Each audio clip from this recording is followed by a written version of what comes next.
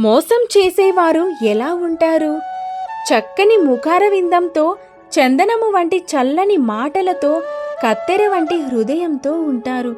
వీరిని తెలుసుకోవడానికి ఒక్కటే మార్గం. వీరు వచ్చిన తర్వాత మీ వద్ద ఉన్న అమూల్యమైనవన్నీ ఒక్కొక్కటిగా దూరమవుతాయి. కాబట్టి ఒక్కసారి పునరాలోచించుకొని తరచి ఆలోచించి చూస్తే అర్థమవుతుంది మీ పక్కన ఉన్నది శ్రేయోభిలాషో లేక అలా నటిస్తున్నారో.